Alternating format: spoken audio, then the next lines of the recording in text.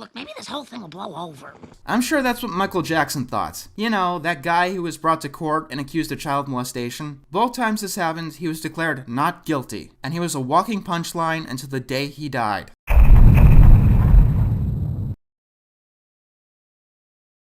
So, we're really doing this. No, I'm not talking about me or us. At this point, you probably aren't surprised that I'm willing to tackle the more difficult episodes, like Let's Not Be Skeletons, Screams in Silence, Homer Badman, etc.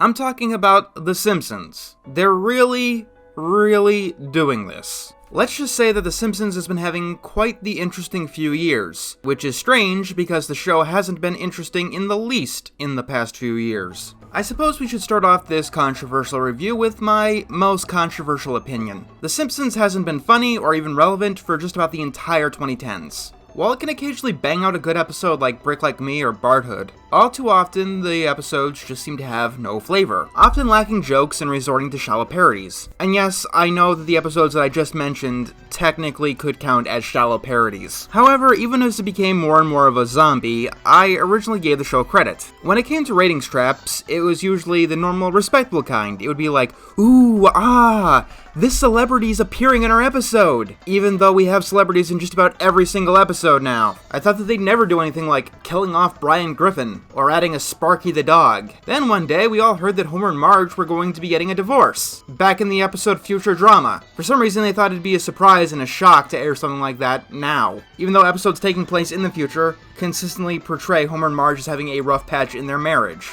Then a documentary called The Problem with Apu aired, taking offense with the character Apu as a stereotypical Indian portrayal. I'm not going to talk about my opinions on this documentary here, as it's not really relevant to this review. What is relevant is how The Simpsons replied. First of all, replying at all in a situation like this is usually a bad idea. Even worse is doing it within the show, where it could be forever immortalized, long after the context is gone. Making matters even worse than that is that they replied to this controversy in an episode that doesn't have Apu. Lisa just says this directly to the episode in the episode No Good Read Goes Unpunished. It's hard to say. Something that started decades ago and was applauded and inoffensive is now politically incorrect. What can you do?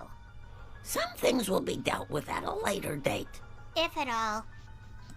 So what they essentially did was built a plot and a message directly at the audience to state that they weren't sorry. Some people will state that in a controversy you should never ever apologize. I don't really align with that point of view. If you're sorry and you think you did something wrong, then by all means apologize. But if you don't think that you're sorry and you've done nothing wrong, not apologizing can be a valid option. However, in that case, the one thing that you should never absolutely ever do is state that you're not sorry in this manner. You know, something that amounts to, I'm sorry that you feel that way. I can go on about the response to this episode, but we need to get moving. After this, rumors circulated that they'd be getting rid of Apu, which is something that even the maker of the documentary did not want. So, The Simpsons basically stated that they weren't sorry about their portrayal of Apu, and when that went awry, then they completely dropped Apu. I think what bothers me the most about this is not that every single character on The Simpsons is a stereotype, and dropping Apu because he was a stereotype among a world of stereotypes is stupid. No, what annoys me the most about this is that The Simpsons used to be a show that could take a stand about something. You know that episode, Homer's Phobia, where Homer learned that it was wrong to be a homophobe, and that gay people were actual people with their own personal lives? That episode actually almost became the first banned episode of The Simpsons, because of the cultural climate at the time. This was a show that wasn't afraid of being politically incorrect if they had a story to tell, or a point to make. It was so controversial, even the president at the time, H.W. Bush, took a shot at it, saying that Americans should be more like the Waltons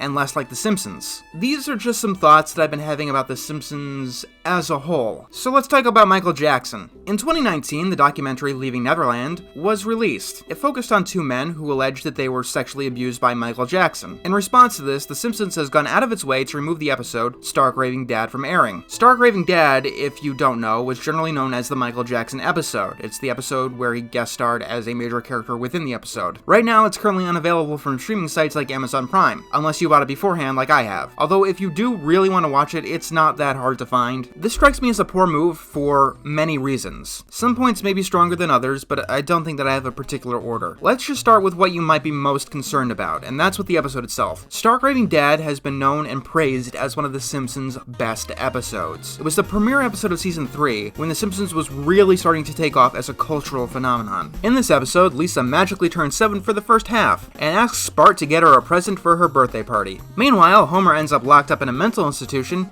because Bart got his shirts dyed pink, and then filled in his psych profile. It was a different cultural time. There, he meets Michael Jackson. Actually, he meets a mental patient who claims to be Michael Jackson. And that is a little bit of a side point about this episode. The character in the episode technically isn't Michael Jackson himself. It's a person who believes that he is Michael Jackson, or at least claims to be Michael Jackson. The episode itself contains a very interesting story and is filled with many great jokes. Simpson, I'm sorry, but your husband suffers from a persecution complex, extreme paranoia, and bladder hostility. Doctor, if you just talk to him for 5 minutes without mentioning our son Bart, you'd see how sane he is. You mean there really is a Bart? Good Lord!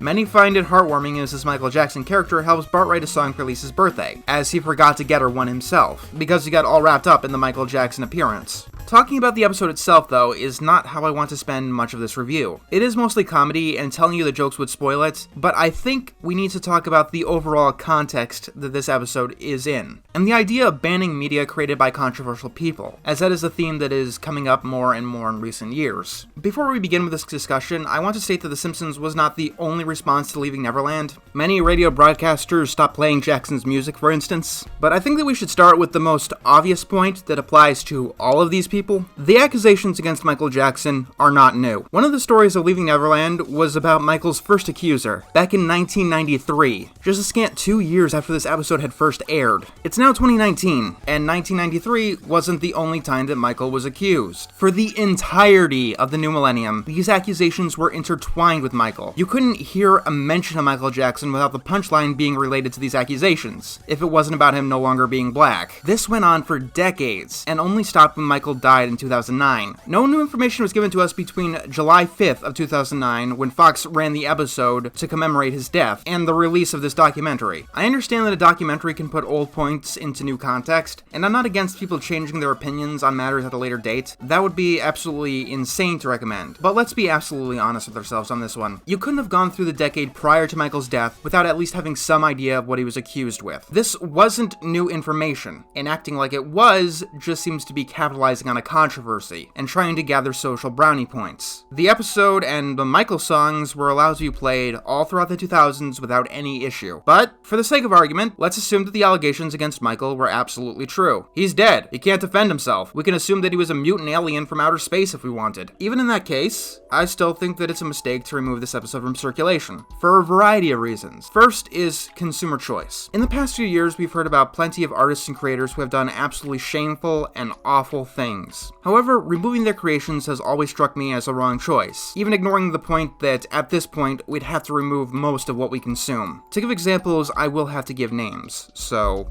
be prepared. Hearing about Chris Savino, for instance, changes up the context of a lot of the episodes of The Loud House that he directed, at least for me. I want to do an admirable animation on undie pressure. Smell him! Smell that cotton! You know you want him! Oh, you mean that episode where a boy fights for his ability to keep his pants off in a house full of girls? That'll go over very well. Alright.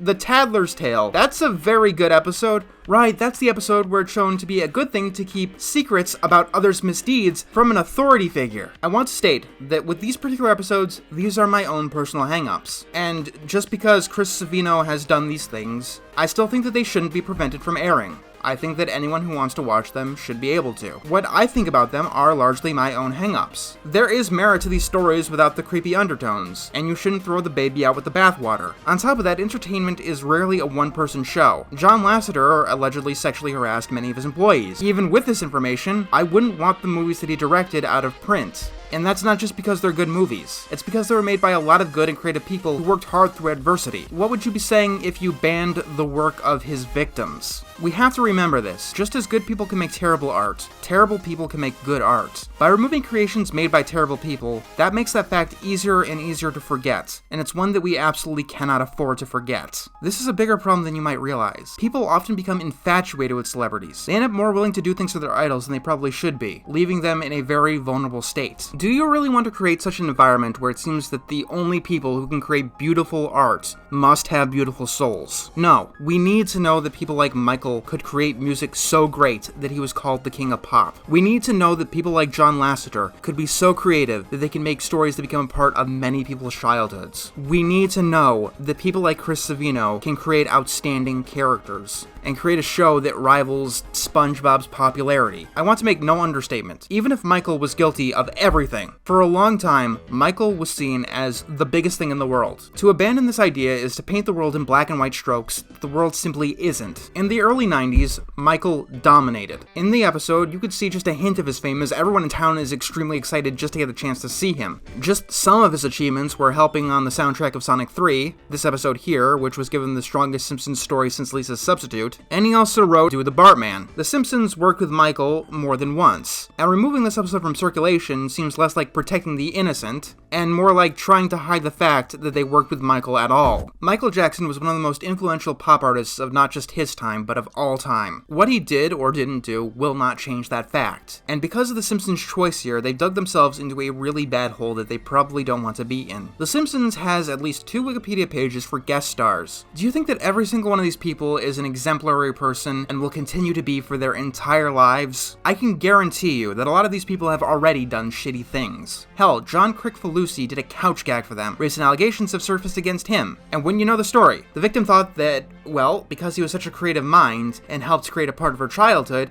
she idolized him. And John Kay took advantage of that. When it comes to situations like this, I find episodes like Stark Raving Dad, The Crows from Dumbo, The Racist Looney Tunes are pieces of history. And to remove them is exactly the same as book burning. Media is the best way to see the context of certain ideas at a certain point of time. Warner Bros. Says it best on the messages they play before showcasing cartoons that are insensitive from a modern standpoint. The cartoons that you are about to see are products of their time. They may depict some of the ethnic and racial prejudices that were commonplace in American society. These depictions were wrong then and are wrong today. While the following does not represent the Warner Bros. View of today's society, these cartoons are being presented as they were originally created, because to do otherwise would be the same thing as claiming that these prejudices never existed, and that is admirable. If Michael was guilty of anything or everything, removing episodes like this from circulation grants the idea that someone so horrendous could never be that well loved or talented. It would be the same as claiming that you, The Simpsons, have never worked with Michael Jackson. And that's not even entertaining the possibility that Michael was innocent. Something that The Simpsons once made an episode about. Don't lose your head over accusations. But go ahead, Simpsons, keep removing your past. At this point, it's the only thing that people like you for. See where this road leads.